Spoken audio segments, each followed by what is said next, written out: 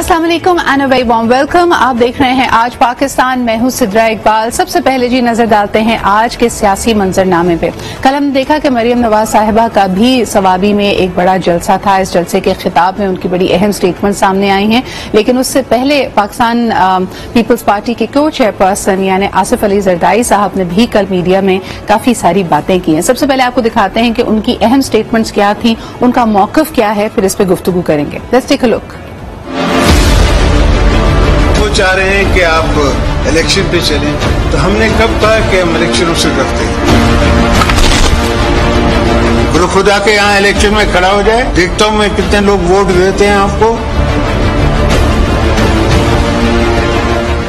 आसिफ अली जरदारी इमरान खान पर बरस पड़े। वजीर आला हाउस सिंध में मीडिया से गुफ्तगू में साबिक सदर का कहना था कि उन्होंने अमरीकी धमकी का मरासला नहीं पढ़ा। बाइडेन को जानता हूँ, वो दोस्त है। आसिफ जरदारी ने कहा कि अपोजिशन जमातों ने सिलेक्टेड को सियासी ताकत से हटाया। वजीर आजम बनाने के लिए PTI का कोई वोट नहीं लिया। इलेक्शन से कबल इंतखाबी इस्लाहात होनी चाहिए। जब मैंने सिलेक्टेड को with the help of the political powers, PTI ने मुझे एक वोट नहीं दिया है प्राइम मिनिस्टर बनाने में। हुकूमत बना ली है, अब वो चाह रहे हैं कि आप इलेक्शन पे चलें, तो हमने कब कहा कि हम इलेक्शनों से डरते हैं? हमको सिर्फ जो हमारा गेम प्लान है उसमें इलेक्टोरल रिफॉर्म्स हैं। आपने इलेक्टोरल रिफॉर्म्स करने। आसिफ अली जरदारी ने इमरान खान को चैलेंज दिया कि वो सिंध से इलेक्शन लड़कर दिखाएं, देखते हैं तुम्हें कितने वोट मिलते हैं। मैं ये कहूंगा कि आप मुझे बताएं कि मैंने फतह की है या मुझे वोट दिया लोगों ने। बोलो खुदा के यहाँ इलेक्शन में खड़ा हो जाए, देखता हूँ मैं कितने लोग वोट देते हैं आपको। ये इस्लामाबाद में माइंडसेट है कि पीपल्स पार्टी जो है उसके अलावा किसी को वोट नहीं मिलता सिंध में। वो बात यह है कि हम खिदमत इतनी करते हैं। साबिक सदर ने वाज़ेह किया कि वो इलेक्शन से नहीं डरते हैं। इमरान खान इलेक्शन करवा कर क्या कर लेंगे? लोगों को गद्दारी के तमगे क्यों दिए जा रहे हैं? ये कौन सा बंगाल का नवाब है? कल का वो कहते हैं क्रिकेटर, इसका क्या वास्ता कि ये लोगों को तमगे दे रहा है कि मीर जाफर और मीर सादिक, वो नवाब ऑफ ढाका था।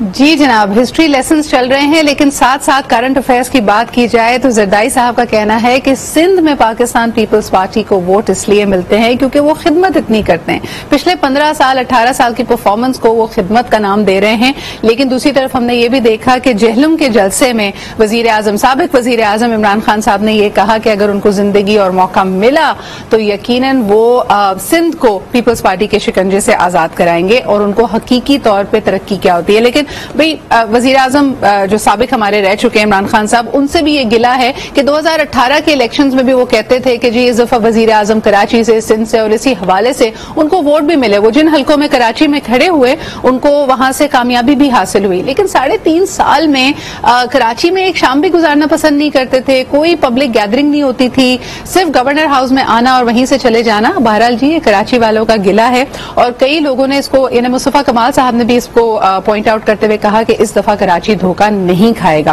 बहरहाल देखना यह है। दूसरी तरफ जरदारी साहब की जो स्टेटमेंट्स, उन्होंने कहा कि जी सिंध में आए, इलेक्शन लड़के दिखाएं, वोट अगर इनको मिलते हैं तो बेशक ले लें, क्योंकि हमने इसको सिंध को फतह नहीं किया है बल्कि हमें यहाँ पे लोगों ने वोट दिया है। हमारे साथ इस वक्त मौजूद है मोहम्मद अब्दुल्ला हमीद गुल साहब, एनालिस्ट हैं और यकीनन एक सियासी नजर रखते हैं पूरी सूरत हाल के ऊपर। आइए इनसे जानते हैं कि ये इन स्टेटमेंट्स को कैसे देखते हैं और खास तौर पर जो सिंध में सियासी खला है, एक पोलिटिकल गैप मौजूद है जिसको कंसिस्टेंटली ना PMLN कवर करना चाहती है, MQM भी ऐसा लगता है कि शहरी सिंध के बियॉन्ड नहीं जा पा रही। अब PTI ने बीड़ा उठाया तो देखते हैं कि क्या होने वाला है। Let's find out. अस्सलाम वालेकुम अब्दुल्ला साहब। वालेकुम अस्सलाम, सुबह बखैर। सुबह बखैर आपको भी। माफ कीजिएगा। कैसे देखते हैं आप जरदारी साहब की इन स्टेटमेंट्स को? देखिए, जहां तक जरदारी साहब की स्टेटमेंट है, मैं समझता हूं कि जरदारी साहब जो है वो ओवर प्ले कर रहे हैं इस स्टेटमेंट के अंदर। एक तो वो बाइडेन को अपना दोस्त बता रहे हैं, यानी कि एक इंप्रेशन दिया जा रहा है कि अमेरिका की कहीं ना कहीं उनको आशीर्वाद हासिल है, जो कि मेरे ख्याल में इस टाइम पे जो मूड ऑफ द नेशन है उसके वो अगेंस्ट जाएगा। दूसरी बात जो है वो जरदारी साहब के हवाले से उनकी परफॉर्मेंस है सिंध के अंदर। आपको पता है पहले कायम अली शाह साहब की एक लंबी तवील जो है वो वहाँ नशिस्त रही बतौर चीफ मिनिस्टर, और उसके बाद कंटिन्यूटी रही अभी उनके दूसरे जो चीफ मिनिस्टर हैं। लेकिन थर पार्कर के अंदर जो मौत का खेल हुआ और जिस तरीके से मेल न्यूट्रिशन की वजह से जो है वो बच्चे वहां मरे और आज तक मर रहे हैं, और इसी तरीके से भूख, अफलास और बुरे हाल जो इंटीरियर सिंध के अंदर देखने में आ रहे हैं वो यकीनन बहुत तशवीशनाक है। बिल्कुल। अब्दुल्ला साहब, मेरे ख्याल में जरदारी साहब भूल जाते हैं कि कुत्ते के काटने की वैक्सीन भी मौजूद नहीं है और ये भी एक बड़ा मसला है। फिर हमने इन इलेक्शन से पहले देखा कि जिस तरह उन्होंने कहा कि जी हमने पीटीआई के मेंबर का तो कोई भी वोट नहीं दिया, लेकिन ऐसे कई लोग जिनके ऊपर शायद कत्ल के मुकदमात थे उसको खत्म कराकर उनसे वोट लिए गए। इस पे आप क्या कहेंगे?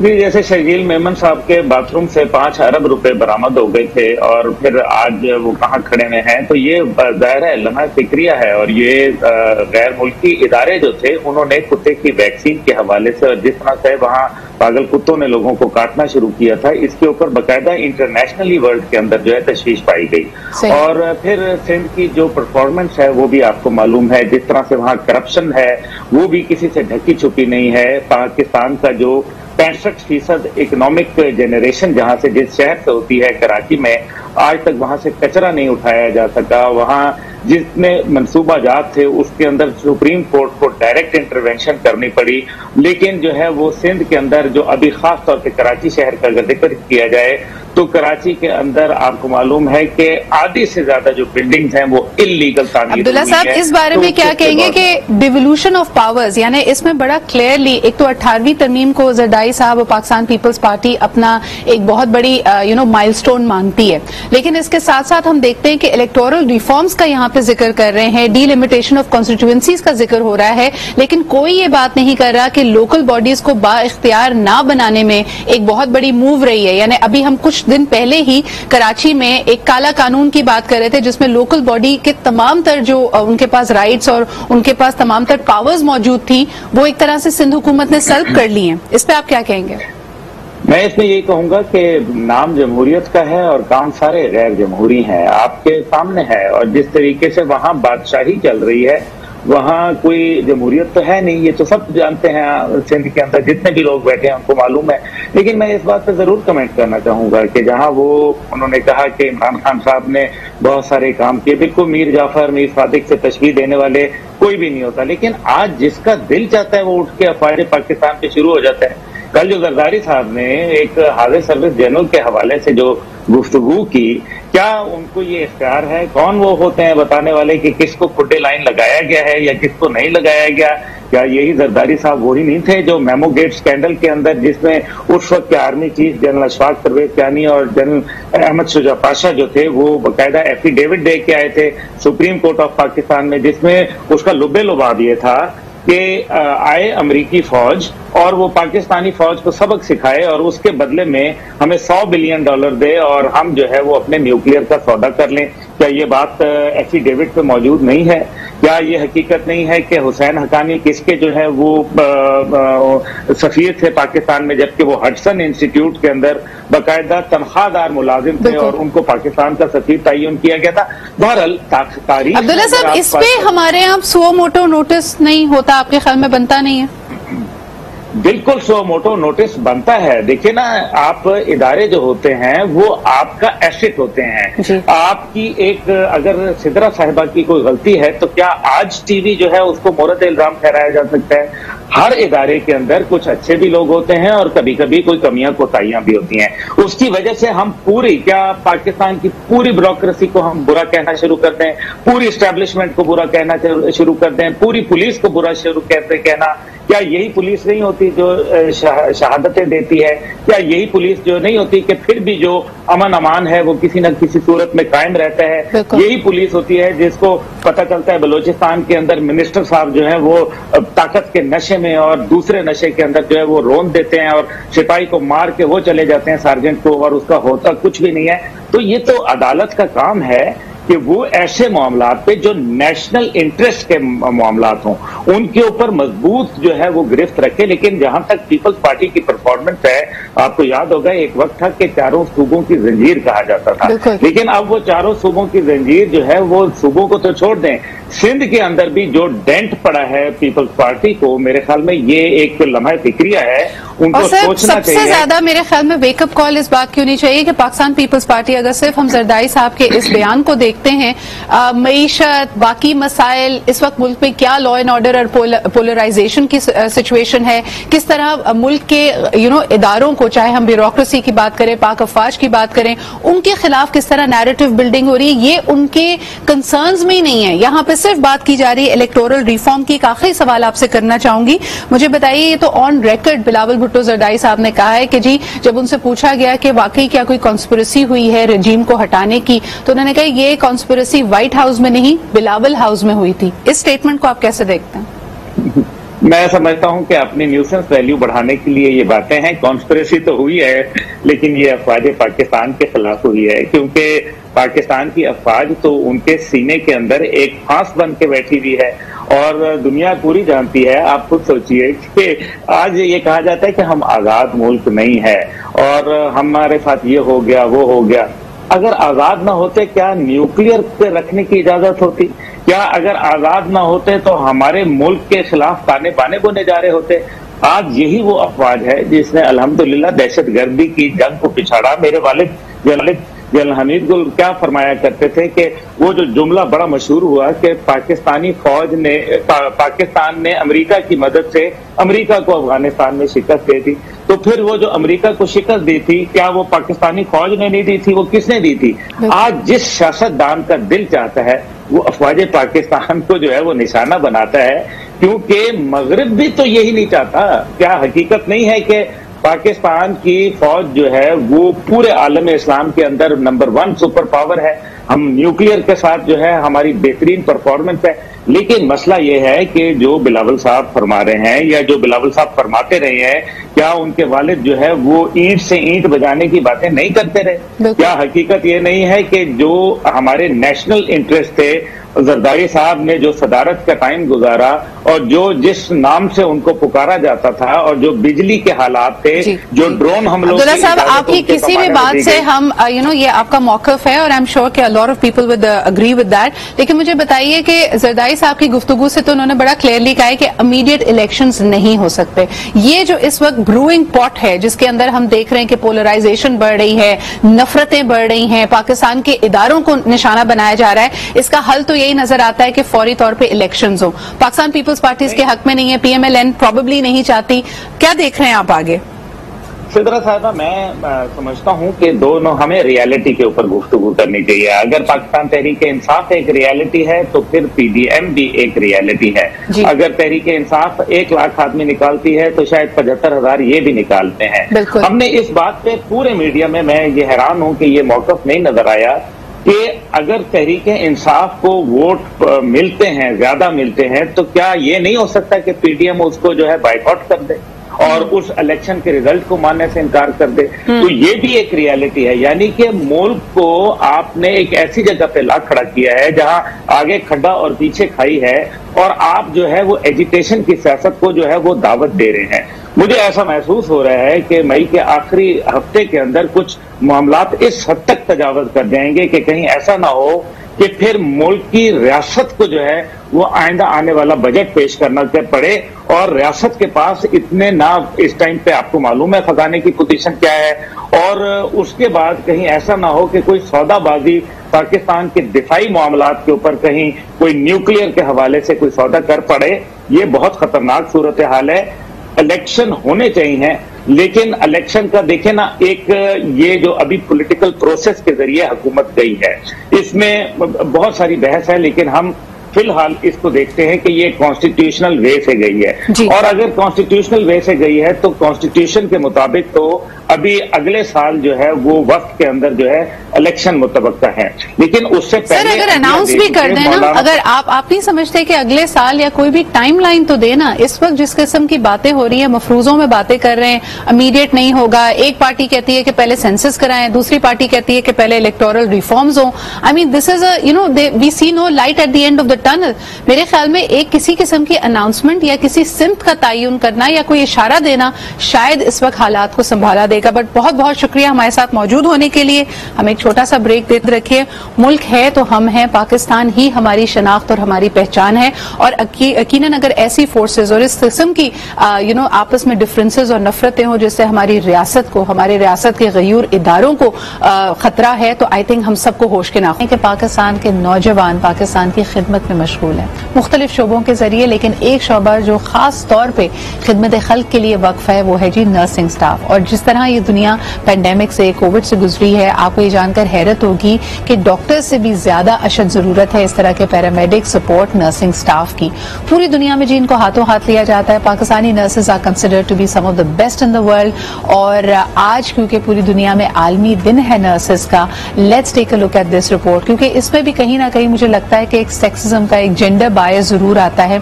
हम जैसे ही नर्स का नाम लेते हैं हमारे जहन में खातून नर्स आती है, और मुझे ये जानकर बड़ी तकलीफ हुई कि हुकूमत की तरफ से जो वजीफा है कि अगर आप सब्सिडाइज रेट पे एक सब्सिडी के तहत कम पैसों में अगर आप नर्सिंग का शोबा करना चाहें, वो सिर्फ और सिर्फ मुख्तस है वजीफा खवातीन के लिए। मर्द हजरात को नर्स बनने के लिए पूरे पैसे देने पड़ते हैं और उनके लिए कोई इस किस्म की स्कॉलरशिप्स अवेलेबल नहीं है। I think it's a wake up point, we all must rise to the challenge. लेकिन सबसे पहले दिखाते हैं आपको इनके हवाले से ये रिपोर्ट, और आज की हमारी डिस्कशन भी नौजवानों के मुस्तकबिल और उनके लिए मौजूद अपॉर्चुनिटीज के हवाले से होगी। Let's take a look at this first.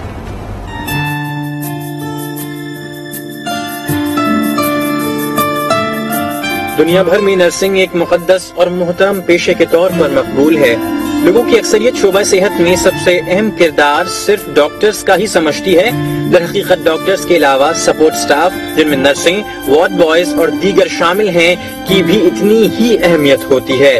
मरीजों की हिफाजत, देखभाल और तीमारदारी में नर्स एक अहम किरदार अदा करती हैं। नर्सिंग की अहमियत उजागर करने और इसकी खिदमत के एतराफ के तौर पर दुनिया भर में 12 मई को नर्सों का आलमी दिन मनाया जाता है और नर्सिंग से मुंसलिक अफराद की खिदमत को खिराज तहसीन पेश किया जाता है। दुनिया भर में जहाँ सेहत के कवानीन के मुताबिक नर्स पेशेंट्स रेशो 1.4 बरकरार रखने पर जोर दिया जाता है, वहीं पाकिस्तान में ये रेशो 1.50 तक पहुँच जाता है, जो नर्स और मरीज दोनों की सेहत के लिए मुज़िर है। जी जनाब, तो आपने देखा कि किस तरह हमें इनकी अहमियत को, और खास तौर पे मुझे लगता है कि डॉक्टर्स के साथ साथ नर्सेज की सेफ्टी पे भी बात करनी चाहिए। जब आपका बस बीमारी पे या अपने हालात पे नहीं चल रहा होता, तो हम देखते हैं कि हमारे मुल्क में unfortunately violence against doctors, against paramedics, against nurses दुनिया में सबसे हाई है। इसके अंदर वर्बल एंड इमोशनल अब्यूज भी शामिल है और फिजिकल अब्यूज भी। सो प्लीज अपने जज्बात पे थोड़ा काबू रखना बड़ा अहम है। आइए जी आगे बढ़ते हैं। सबसे पहले बात करते हैं कि पाकिस्तान की करंट क्लाइमेट में पॉलिटिकल एंड अदरवाइज नौजवान अपने मुस्तकबिल को कैसे देख रहे हैं। आज भी एक दफा फिर वो गुफ्तगू होने लगी है कि जी पाकिस्तान में हमारा मुस्तकबिल महफूज नहीं है, चीजें बहुत अनसर्टन हैं। पोटेंशियल तो बहुत है, लेकिन इस बेयकीनी की फिजा की वजह से बहुत सारे नौजवान इस वक्त भी एक्सप्लोर कर रहे हैं मुल्क से बाहर जाना। और क्या वाकई मुल्क से बाहर जाना ये दूर के ढोल सुहाने हैं, या जो मुश्किलात आप यहाँ पे फेस कर रहे हैं मुश्किलात की नौयत बदल जाएगी, लेकिन बाहर भी रहना इतना आसान नहीं है।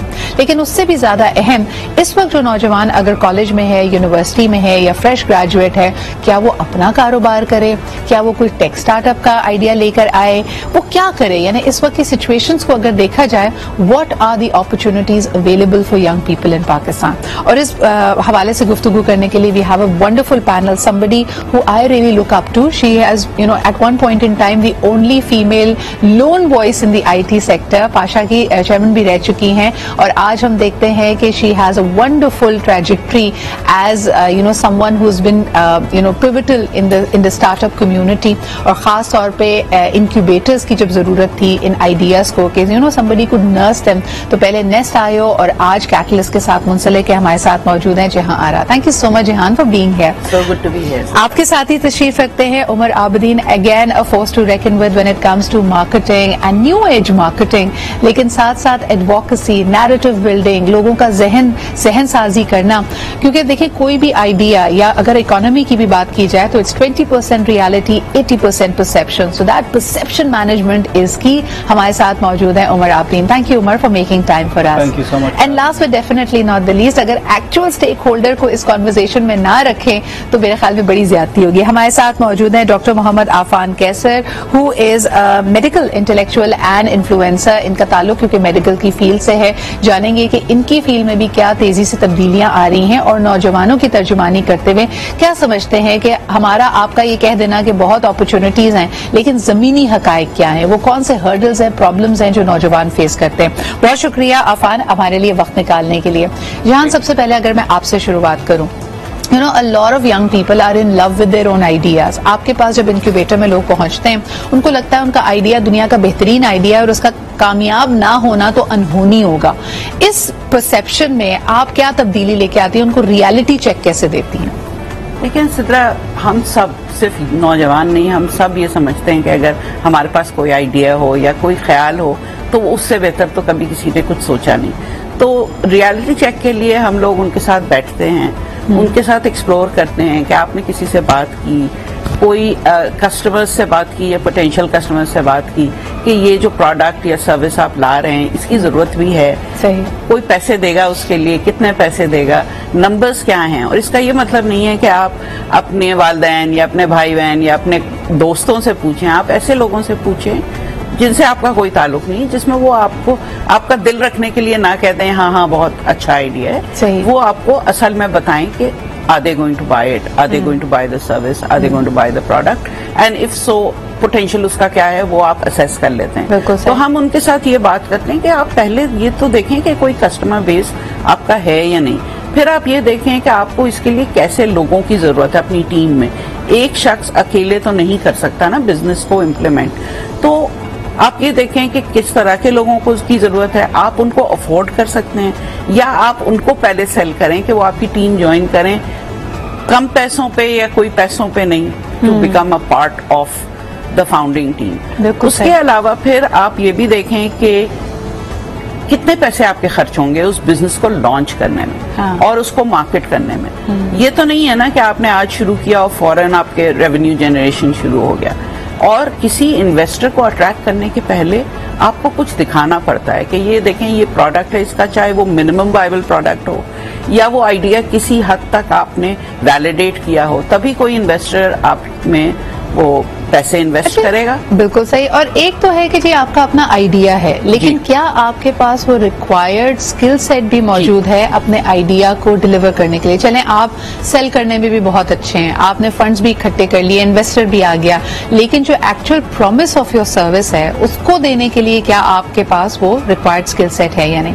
अच्छा, इसमें मुझे उम्र सबसे बड़ा गैप नजर आता है, क्योंकि अगर आप आज से कुछ दिहाइयां पीछे चले जाएं, वो लोग जो इस वक्त 60-70 की उम्र के हैं उनके लिए फॉर्मूला बड़ा सिंपल था, या तो उन्होंने प्राइवेट नौकरी करनी थी या गवर्नमेंट की नौकरी करनी थी। आप वहां पे ज्वाइन करते हैं एज अ जूनियर और आहिस्ता आहिस्ता आप सीखते सीखते, यानी अगर आप पढ़ के भी आए हुए हो, किसी आपके पास इंजीनियरिंग की डिग्री है या आप ब्यूरोक्रेसी में गए हैं, लेकिन आपके पास सीनियर्स मौजूद है, एक स्ट्रक्चर मौजूद है जो आपको सिखाता है और लेके चलता है। जब आप अपना कारोबार कर रहे होते थे उस वक्त भी, यानी लोग जद्दी पुश्ती कारोबार करते थे कि एक फैमिली एक सर्टेन बिजनेस में है तो वालिद ने या दादा ने आहिस्ता आहिस्ता नई नस्ल को सिखाना शुरू किया।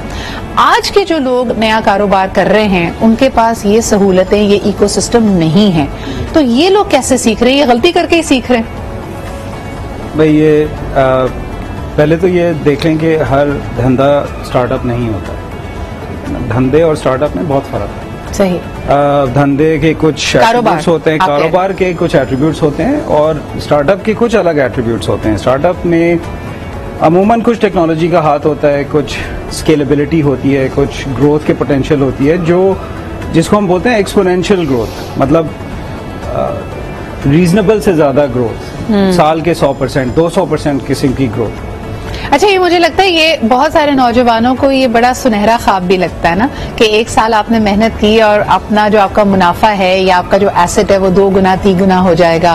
वो कभी कभार टर्नओवर पे भी बिलीव करे तो उनका ख्याल ये भी होता है कि 5 साल में इसको बढ़ाएंगे और फिर एक जैसे सोने के अंडा देने वाली मुर्गी इसको बेचकर आगे निकल जाएंगे। जान, ये भी तो होता है ना? नहीं, जरूर होता है और मेरे ख्याल में ऑप्टिमिज्म का एक रोल होना भी चाहिए। हाँ जी। मगर ये है कि रियलिज्म का भी रोल ये है कि आप ये देखें कि तभी होगा जब आप उसमें मेहनत करेंगे, दिन रात मेहनत करेंगे। कुछ लोगों का ये ख्याल होता है कि हम अपनी बिजनेस या अपना स्टार्टअप शुरू करेंगे तो हम 2 घंटे रोज काम करेंगे या 3 दिन काम करेंगे। ऐसा नहीं होता है। जितना काम आप एज अ प्रोफेशनल किसी और के लिए काम करते हैं उससे कई गुना आप काम अपने स्टार्टअप में डालते हैं। बिल्कुल सही। और आपकी टीम भी पूरी आपके साथ ही इस तरह काम करती है, इसलिए कि स्किल सेट्स जैसे आपने कहा था मुख्तलिफ चाहिए होते हैं और टीम में इसी तरह मुख्तलिफ स्किल सेट्स मिल के जो है ना वो डिलीवर करते हैं। एब्सोल्युटली। अच्छा अफान, आपकी तरफ आना चाहूंगी। मैंने देखा है कि कई नौजवानों को सेफ्टी नेट चाहिए होता है। हमारे यहाँ people are usually very risk averse, यानी उनको माशरा भी कहता है कि गलती करने की गुंजाइश नहीं है, रिस्क लिया तो क्या सोच रहे थे। यानी हमारे यहाँ सीख जनरली ये है कि फेल करना बुरा है, रिस्क लेना बुरा है। तो नौजवान अक्सर क्या कहता है कि उसको एक ऐसी डिग्री करनी होती है जिसके बाद अच्छी नौकरी मिल जाए, एक अच्छी नौकरी इतनी मिल जाए कि आपका खर्चा निकलता रहे और उसके बाद जो बचा कुचा टाइम होता है वो कहता है कि चलो जी अपना कोई कारोबार या अपना आइडिया करें। ये सेफ्टी नेट रखना आपके ख्याल में अक्लमंदी है या ये गलत है? डिपेंड्स के सिद्रा कि आप सेफ्टी नेट की गुंजाइश रखते हैं कि नहीं। There are people who are well versed कि अगर वो सेफ्टी नेट से फॉल करें तो वो उस इकोनॉमिक स्टैंडर्ड में होते हैं जहां से उनको सपोर्ट मिल जाती है। सही। और कुछ लोग ऐसे होते हैं जो रिस्क लेने का सोच भी नहीं सकते। बिल्कुल। इन आइदर केस क्योंकि वो डाई जोन में होते हैं, एम्प्लॉयमेंट की डाई जोन में होते हैं, जिम्मेदारियां होती हैं और अगर उन्होंने वो सेफ्टी नेट ना रखा हो तो वो फिर उनके घरों में फाके हो जाते हैं। बिल्कुल। तो ये तो पर्सन टू पर्सन वेरिएशन है। अगर वो सेफ्टी नेट रखते हैं तो उनका बैकलॉग क्या है। मेरी जाती नजर में अगर आपके पास प्लान बी नहीं है और आप सेफ्टी नेट अफोर्ड नहीं कर सकते तो जो लोग सेफ्टी नेट नहीं रखेंगे वो फिर पूरी फैमिली को अपनी सफर करा देंगे। तो सेफ्टी नेट रखना। अच्छा, और एक और चीज भी है कि हम काफी एजिज्म हमारी सोसाइटी में बहुत आ गया है। आप ये देखिए कि हमारे यहाँ तजुर्बे को साइड पे करके अगर एक किसी भी पर्टिकुलर रोल में, चाहे वो एक टीम मेंबर का रोल है या कोई नौकरी है, उसमें अगर आपको सस्ता टैलेंट मिल जाता है, बाय सस्ता टैलेंट आई मीन जो शख्स कम सैलरी लेने पे आमादा है, तो लोग तजुर्बे को डाउन प्ले करके अब एक नए बंदे पे चांस लेना बेहतर समझते हैं, नॉट रियलाइजिंग कि भाई आप उसको भी बर्नआउट पॉइंट पे ले आएंगे, उसको भी आप इतनी तेजी से चीजें नहीं सिखा सकते। एक ब्रेक लेते हैं, वापस आएंगे, जरा पूछेंगे कि ट्रेंड्स क्या हैं और खास तौर पे क्या आज भी जो इस वक्त हमारे यहाँ सियासी तौर पे बेयकीनी की फिजा है, इस वक्त किसी को मशवरा दिया जाएगा कि वो अपना कारोबार शुरू करे, और अगर है तो कौन सी ऐसी अपॉर्चुनिटीज, कौन से ऐसे इंडस्ट्रीज और सेक्टर्स मौजूद हैं जो इफेक्ट नहीं होंगे और उस वक्त आपको। अच्छा जी, $1 मिलियन क्वेश्चन ये है कि क्या वाकई we are an ideas economy, यानी खास तौर पे कहा जाता है कि इनोवेशन, R&D इसके लिए बहुत पैसे लगते हैं। जो नॉलेज बेस्ड इकोनॉमीज हैं उनका तो ये एक तरह से उनका डोमेन है, ये वहां पे दे ट्रेन पीपल और they at least give them the right kind of environments where they can be innovative, they can look at new ideas. लेकिन हम आइडिया के पीछे अगर भागते हैं तो हमारी पीछे मोटिवेशन क्या है? क्या वो मोटिवेशन पैसा है, पावर है, रुतबा है कि हमें लोग as a tech startup person जाने, या हमारे लिए ये टाइटल CEO होना ये ज्यादा अहम है? So let's explore that a little bit. Jahan, आप क्या समझती हैं when you interact with Gen Z and the younger lot, what is their biggest motivation? क्या वो पैसे के लिए काम करते हैं, वो रुतबे के लिए काम करते हैं, लाइफस्टाइल के लिए करते हैं, किस चीज के लिए करते हैं? मेरे ख्याल में एक कॉम्बिनेशन होता है। देखिए, हमारे यहाँ ज्यादातर लोग जो अपनी बिजनेसेस स्टार्ट करते हैं, स्टार्टअप्स खास तौर पे, वो मिडिल क्लास फैमिलीज या लोअर मिडिल क्लास फैमिलीज के होते हैं। सही। और वो चाहते हैं कि जो टाइम वो उसमें खर्च कर रहे हैं ना, that is their opportunity cost. ऐसा नहीं है कि उनके पास बहुत से पैसे उनके बैंक अकाउंट में रखे हैं या उनके माँ बाप उनको कंटिन्यूसली फंड कर सकते हैं। हाँ जी। तो success as they define it, वो पैसे से भी डिफाइन होती है, आइडिया के इम्प्लीमेंटेशन और इम्पैक्ट से भी डिफाइन होती है, बिकॉज उसकी वजह से वो एक्साइट होते हैं कि हमने ये किया है, इसकी वजह से इतने लोगों का फायदा हुआ है या इतने लोग इम्पैक्ट हुए। सही। टाइटल्स आई डोंट थिंक अब इतने, बिकॉज फाउंडर्स जितने होते हैं वो CEO CTO वगैरह, कुछ लोग तो टाइटल रखते हैं, मगर ज्यादातर I don't think that they are so interested in that, इसलिए कि उसके बाद ऊपर कहाँ जाएंगे, बिल्कुल CEO के बाद क्या करेंगे।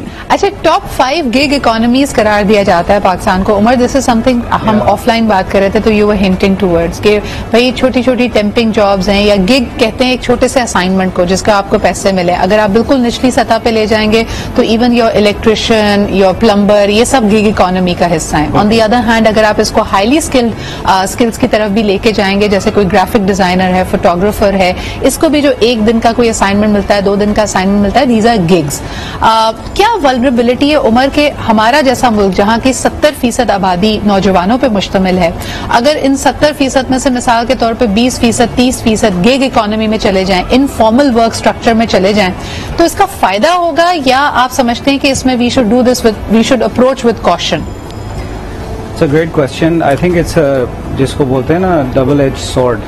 सो ऑन द वन हैंड एक केस ये है कि कम से कम पैसे कमाने का मौका तो मिला ना, कोई एक हलाल रेवेन्यू जनरेशन का मौका तो मिला। नौकरी तो है नहीं, क्योंकि अगर इतने मिलियंस ऑफ बच्चे पाकिस्तान में ग्रेजुएट होते हैं हर साल, जॉब्स की तरफ जाते हैं, मिलियंस ऑफ जॉब्स तो क्रिएट नहीं हो रही। तो कम से कम गिग इकोनॉमी वर्कर्स के पास ये अपॉर्चुनिटी तो है कि कुछ आमदनी तो घर में आ जाए, कुछ खाना पानी बिजली की बिल की तरफ कंट्रीब्यूशन हो जाए। इसका जो फ्लिप साइड है वो ये है कि अक्सर ये लोग जो है एक्सप्लॉइट हो जाते हैं कंपनियों से। इसलिए पूरी दुनिया में अब गवर्नमेंट्स जो है इंटरवीन कर रही हैं और कह रही हैं कि आपको कुछ बेनिफिट्स उन वर्कर्स को प्रोवाइड करने पड़ेंगे, चाहे आप उनको ट्रेडिशनल वर्कर ना बोलें, मगर उनको कुछ बेनिफिट्स आपने प्रोवाइड करने पड़ेंगे। और उसके अंदर लाइफ इंश्योरेंस, हेल्थ इंश्योरेंस, इस किस्म की चीज़ें अब आ रही हैं और हमारे यहाँ भी आनी पड़ेंगी, बिकॉज अच्छा उमर, इसमें एक हमारे माशरती रवैयों को देखा जाए, सोशल बिहेवियर्स को, तो एक बड़ी मुझे जो खुशाइन बात लगती है कि वो माशरे का तबका जो अनटैप था, मिसाल के तौर पे हमारे यहाँ लड़कियों की शादियां हो जाती थी तो वो एक फुल फ्लेजेड करियर शायद नहीं चाहती, हमारी जिम्मेदारियां अलग होती हैं, या probably if they are planning to have a baby, they want to take a break, तो गिग इकोनॉमी इनको बहुत सूट करती है, बिकॉज अपने वक्त को अपने हिसाब से करना सर्व और एक पॉकेट मनी या इनकम भी जनरेट करना। लेकिन मर्दों के लिए, खास तौर पे लड़कों के लिए मैं पूछना चाहूंगी इसका क्या इम्पैक्ट है उनकी शख्सियत पे। एक तो हमारे यहाँ रिवायती तौर पे समझा जाता है कि मर्द का काम है कि वो निकले, घर से बाहर निकले, ऑफिस जाए। अगर वो सिर्फ लैपटॉप पे काम कर रहा है, घर में कर रहा है, तो घर वाले जीना दोभर कर देते हैं। और फिर बाकी काम कि जी आगे जाके इसका रिश्ता देना है, तो लोग कहते हैं कैसे बताएं तुम करते क्या हो क्या बताएं लड़की वालों को। इस पे आप क्या कहेंगे? भाई अगेन गिग इकोनॉमी हर किसी के लिए इस मौके के लिए फायदे की बात है, बिकॉज अगर एक बंदा 9 से 5 एक नौकरी करता है, क्लर्क है, लो लेवल मैनेजर है, 40,000 रुपए तनख्वाह है, वो अब आराम से लेट से 2 घंटे 3 घंटे शाम को काम कर ले या सुबह को काम कर ले, करीम पे काम कर ले या किसी और हर काम के ऊपर काम कर ले, अपने सर्विसेज प्रोवाइड करे और पैसे कमाए। सही। तो उनके लिए ये एक इंक्रीमेंटल आमदनी कमाने का तरीका है और मेरे हिसाब से ये बहुत पॉजिटिव है मर्दों के लिए भी और खवातीन के लिए भी। खवातीन तो खास तौर पे क्योंकि घर में होती हैं, अगर उनको इजाजत नहीं है मिसाल के तौर पे बाहर जाने की, जो बहुत ही सैड बात है बट रियलिटी है, तो घर से बैठ के खाना पकाएं और खाना बेचें।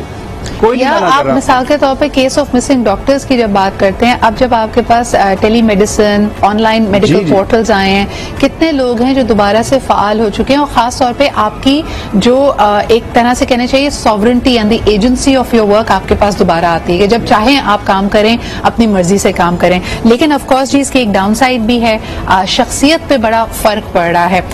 अफान, इसमें आप क्या कहेंगे? आमतौर पर जो लोग यानी आप उनको देखें गिग इकोनॉमी की वजह से बहुत ज्यादा अच्छे खासे यानी 2-3 असाइनमेंट्स करें, पैसे अच्छे कमा रहे हैं, लेकिन अब वो फॉर्मल स्ट्रक्चर में आना ही नहीं चाहते। पूरी दुनिया में कोविड के बाद बात होना शुरू हुई द ग्रेट रेजिग्नेशन की, यानी बड़ी बड़ी कंपनियों के अहम ओहदों पे फाइज लोग जब उन्होंने वर्क फ्रॉम होम किया तो उन्होंने कहा हम उस 9 to 5 या 9 to 12 की रूटीन में वापस जाना ही नहीं चाहते। इसको आप कैसे देखते हैं? देखिए 9 to 5 की जो रूटीन है ना, ये हमारे माशरती सेटअप का हिस्सा रही है और हम लोगों की एक मेंटल अप्रोच ये बन चुकी हुई है कि हम 9 to 5 अगर काम करेंगे उसी को लोग जॉब कंसीडर करेंगे। लेकिन टू बी वेरी फ्रैंक, मैंने डॉक्टर होते हुए जब सोशल मीडिया इंडस्ट्री को भी टच किया तो मैंने बहुत सारे सोशल मीडिया में यंग लोगों को बहुत ज्यादा कमाते देखा बनिस्बत यंग डॉक्टर्स के, पढ़े लिखे। तो इस चीज ने एक सवाल मेरे जहन में रेज जरूर किया कि आज भी आप अगर किसी पेरेंट्स को पूछें तो कहेंगे जी हम अपनी बेटी को या बेटे को डॉक्टर बनाएंगे। 1 करोड़ रुपया लगता है प्राइवेट मेडिकल कॉलेज में अगर एडमिशन हो जाए तो बेटे या बेटी को डॉक्टर बनाने में, और इन अदर वर्ड्स आजकल के मुआशरे में एक बेरोजगार पैदा करने में। और दूसरी तरफ आईटी इंडस्ट्री के यंग बच्चे 23, 24 साल के मैंने खुद देखे हैं जो SEO का काम कर रहे हैं या मुख्तलिफ काम कर रहे हैं। उन लोगों ने 24 साल की उम्र में बड़ी गाड़ियां रखी हुई हैं, पूरी फैमिली को सपोर्ट कर रहे हैं, उन्होंने रेवोल्यूशनाइज कर लिया चीजों को। तो इट ऑल डिपेंड्स ये गिग के साथ। लेकिन आफान पे मेरे 2 सवाल हैं इसके ऊपर। Number 1, not everybody can be SEO, और दूसरी तरफ ये कि क्या ये अपने आप में एक बड़ी परेशान कुन बात नहीं है? क्योंकि कल अगर आपने बीमार होना है या अगर आपको मेडिकल अटेंशन चाहिए, you can not go to this flashy car holding SEO। आपको डॉक्टर की जरूरत है। तो कुछ शोबे हमारे यहाँ क्रिटिकल इमरजेंसी के शोबे हैं जिसपे मेरे ख्याल में हुकूमत वक्त को तवज्जो देनी चाहिए। आज से 20 साल पहले की बात है कि Pakistan despite it's challenges and the problems in the education sector, हम दुनिया में इंजीनियर्स प्रोड्यूस करने वाला 7वां बड़ा मुल्क थे। हमारे यहाँ बात तो ये की जाती थी कि सिर्फ 2 शोबे हैं, डॉक्टर्स या इंजीनियर्स, लेकिन हमारी पॉपुलेशन के हवाले से आज भी इसके प्रोफेशनल्स बहुत कम हैं। लेकिन इस वक्त आपको ये जानकर तकलीफ भी होगी, हैरत भी होगी कि टोटल नंबर ऑफ ग्रेजुएट्स जो हमारे यहाँ निकलते हैं, doctor graduates and engineers graduate, they still do not account to or become equal to the business graduate. और ये सारे बिजनेस ग्रेजुएट्स इस वक्त अगेन जैसे आप खुद कह रहे हैं कि नौकरी की तलाश में। तो ये बड़ा सवालिया निशान है। मैक्रो लेवल पे क्या हो रहा है, कौन पॉलिसी मेकिंग कर रहा है, किसी की इस पे नजर है भी या नहीं? We going to talk about. अच्छा जी, हम मैक्रो पिक्चर की बात कर रहे थे कि अगर तो वाकई पैसा मोटिवेशन हुआ, एक यंग बच्चे को आपने कहा कि देखो जी तुम्हारे साथ का बच्चे ने यूट्यूब कंटेंट क्रिएटर बना था, आज उसके पास गाड़ी भी है, उसको बहुत सारे ब्रांड्स चेज भी कर रहे हैं, but is that what we are going to become as a nation? हमारी ही नेशन में कई लोग आइडियाज ड्रिवन भी तो होंगे। क्या सभी को ये फेस वैल्यू और पॉपुलैरिटी चाहिए? जहान, ये सवाल मैं आपके पास आना चाहती हूँ। मुझे लगता है कि लोग अक्सर एम्फसाइज करते हैं कि यू आर अ ब्रांड, यानी this is something an HR और a motivational speaker was always tell you, मगर इस ब्रांड की visibility, what does this brand stand for? A lot of young people are rather inspired by the fluff. अच्छा, मैंने अच्छे कपड़े पहन लिए, मेरी ट्रांजिशन वीडियो बना लो, मैं ऐसे वॉक करके आ रहा हूँ, उस पर ये गाना, हर एक की अपनी मूवी चल रही है, but are we really tapping into the real potential of it? मैं बाहर के टिकटॉकर्स को देखती हूँ तो कोई अगर इंजीनियर है, कोई किसी चीज का एक्सपर्ट है, तो वो शॉर्ट वीडियोस बना रहा है to to establish their credibility in that craft. हम ऐसा नहीं कर रहे। हमारे यहाँ भी सिदरा हो रहा है, सब नहीं कर रहे हैं, यू आर राइट। बहुत से लोग बस उसका बहुत ही सुपरफिशियल कंटेंट बना रहे हैं, जिसकी वजह से लोग एक्साइटेड भी होते हैं। बहुत से यंग लोग जो हैं उनको व्यू करते हैं और कहते हैं अच्छा हम भी ये कर सकते हैं। But there are lots of people, अब तो प्रोफेशनल्स जो सर्टन सेक्टर्स में एक्सपर्टीज रखते हैं, उन्होंने भी अपने चैनल्स टिकटॉक पे और यूट्यूब पे शुरू कर दिए हैं। मुझे लगता है जरूरत के तहत करते हैं अभी नहीं, मेरे ख्याल में वो as an extension of what they are already doing. तो अगर आप एज अ प्रोफेशन कुछ कर रहे हैं तो आपको ये एहसास है कि ये कंटेंट या ये बैकग्राउंड मेरा है, तो मैं इस तरह भी इसको इस्तेमाल कर सकती हूँ। नहीं, मेरा जरूरत के तहत से कहने का मकसद ये था, जैसे आफान ने कहा कि अगर आप डॉक्टर भी हैं, अगर आप एक बहुत अच्छे डेंटिस्ट हैं, तो मुझे लगता है कि आज कोई मुझे डेंटिस्ट रेफर करता है, और खासतौर पे अगर कॉस्मेटिक्स की बात की जाए कि भाई समबडी डज ब्रिलियंट विनियर्स, या वो अब क्लीनिंग बहुत अच्छी आपको करके देता है, gives you the perfect smile, तो मैं पहली चीज ये करूंगी कि मैं उसका इंस्टाग्राम जाके देखूंगी। तो ये मेरे ख्याल में अब जरूरी हो गया है कि अगर आप कोई किसी भी इस तरह की फील्ड में, आप डॉक्टर हैं, आप इंजीनियर हैं, आप होम डेकोर करते हैं, लोग आपका पोर्टफोलियो देखना चाहते हैं और उसके लिए आप इंस्टाग्राम पे जाते हैं। नहीं, डॉक्टर का तो मेरे ख्याल में नहीं होता होगा। हाँ, अगर आप फोटोग्राफर हैं, आर्टिस्ट हैं या फूड के बिजनेस में हैं, तो yes, Instagram page is absolutely essential. इसलिए कि यंग पर्सन जो है ना, वो पहले जाके क्रेडिबिलिटी वहीं देखेगा कि ये है, इनके कौन फॉलोअर्स हैं, इन्होंने क्या डाइवर्स काम किया है। मगर डॉक्टर का मेरे ख्याल में इट्स मोर रेप्यूटेशन, रिफरल्स भी होते हैं बहुत, and I would not go to a doctor after seeing their video on जैसे फॉर एग्जांपल लिंक्डइन, आप अफान आप क्या समझते हैं लिंक्डइन की क्या अहमियत है यंग लोगों के लिए? वहां पे ज्यादा सीरियस क्राउड होता है, a lot of jobs are only posted on LinkedIn, और खास तौर पे अगर आप इंटरनेशनली अपने करियर को लेके जाना चाहते हैं तो आपको तमाम चीजें वहीं पे मिलेंगी। इस पे क्या कहेंगे? बिल्कुल, लिंक्डइन पे जो है चीजें ज्यादा प्रोफेशनली और उस तरह देखी जाती हैं, लेकिन पहले जो मैडम ने बात की, मैं उसकी कंट्ररी एक बात करना चाह रहा हूँ। कह रहे हैं कि डॉक्टर्स जो है दे shouldn't be on social media and how these things can be hide. Madam, मैं मेदे जिगर का स्पेशलिस्ट हूँ और मैंने ट्रांसप्लांट में काफी काम किया हुआ है और अभी भी कर रहा हूँ। मैं सोशल मीडिया में आया, सोशल मीडिया प्लेटफॉर्म्स के जरिए। मैं आज इनको एक बात बताना चाहता हूँ कि सोशल मीडिया के जरिए when you started spreading information, मैंने आज से 7-8 साल पहले काम शुरू किया था regarding giving awareness for hepatitis B, C, जिसकी वजह से अनलिमिटेड रेविशिंग डेथ्स हैं, स्पेशली इन सिंध और बलूचिस्तान हेपेटाइटिस बी की वजह से। सोशल मीडिया पे आगाही बढ़ती गई। आज मेरे पास वहां से मरीज उठ के आता है जहां शायद लाइट भी नहीं है और वहाँ सोशल मीडिया पहुंच रहा है उस अवेयरनेस से। नहीं, और अगर हम गूगल, बिल्कुल आपकी बात को मैं सेकंड करूंगी अफान, कई दफा ये भी होता है कि अगर कोई अचानक से बीमारी की तशखीस हो गई, मिसाल के तौर पे आपको पता चला कि जी आपको अल्लाह ना करे कैंसर हो गया या हेपेटाइटिस हो गया है, और आपके पास एज सच रेफरल्स नहीं है, दे आर पीपल जो गूगल सर्च करते हैं फौरी तौर पे कि who is the best oncologist in Karachi, who is the best diabetologist, who is the best, जैसे आपने कहा कि लिवर ट्रांसप्लांट के लिए बेहतरीन सर्जन कौन है। और अगर आपका एक SEO, आपका एक डिजिटल फुटप्रिंट होता है तो मरीजों के लिए आपको कांटेक्ट करना आसान है। ये आजकल की रियलिटी है अफान, राइट? बिल्कुल सिद्रा, एंड मैं आपका भी कंटेंट देखता हूँ। देखें, पाकिस्तान में इनकरेज करना चाहिए जो पढ़े लिखे लोग हैं। अब everyone should not be in a row के आप अपने टिकटॉकर्स जो मिलियंस ऑफ फॉलोअर्स लेके बैठे हुए हैं, आप उन सारों को जाके देख लें। इवन सोशल मीडिया पे आप जैसा डिसेंट कंटेंट जो है या पढ़े लिखे कंटेंट वाले लोग कम हैं, लेकिन उनके कंटेंट को जो देखने वाली अवाम है, इसी को आपने ऊपर लेके आना है। चाहे वो डॉक्टर है, इंजीनियर है, और अगर वो अपने इन अदर टर्म्स भी अपने बिजनेस टर्म्स पे भी ऊपर आते हैं तो वो बड़ा अच्छा कंट्रीब्यूशन दे सकते हैं, क्योंकि वो मेकअप लगा के, होंठ हिला के नाच गाना नहीं करेंगे, वो प्रोफेशनल बात ही करेंगे। अगर आपने आना है तो आपको इंटेलेक्चुअल बात करेंगी।